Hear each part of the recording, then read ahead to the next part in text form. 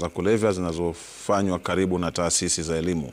Wito huo umetolewa na viongozi na washikadau katika sekta ya elimu, huku ikibainika kuwa vitendo vingi vinaendelea kuwa tishio kubwa kwa ustawi wa wanafunzi katika eneo la Kenol.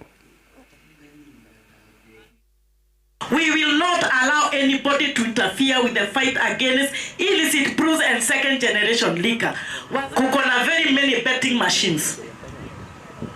Na wenye hizo betting machines, kuna ila pesa huwa wanakusanya na kuna mwenye huwa wanapelekea hiyo pesa ili wachungwe. Sasa mimi nimetangaza hapa, hata rais ameongea hiyo maneno ya betting. Muhakikishe mumepigana na wale watu wako na hizo betting machines. Maneno ya dawa ya kulevya within hours iko nyingi sana. Ndio tulinde hao watoto wasiingie katika madawa. Wazazi make sure that mtoto wako analala wapi, anaenda wapi, mtana anashinda wapi.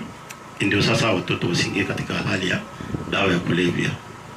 Na tuungane tuhakikishe kwamba hii maneno ya dawa ya kulevya katika area yetu, sisi pamoja na wazazi pamoja na wananchi wote, wacha tukue kitu kimoja. Usituache hii kazi sisi peke yetu. Ile watu tunashika hapa wakiuza bangi, wengine wakiuza pombe mbaya, wanatafuta biashara kwa watoto yenu.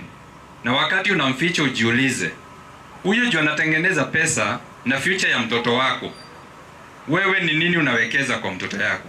Mtu anakuja hata akishikwa analipa fine $500,000 within a day. Na ile pesa ameyokota tu kwa watoto. Wewe hata shilingi 20,000 ya school fees inakupatia shida.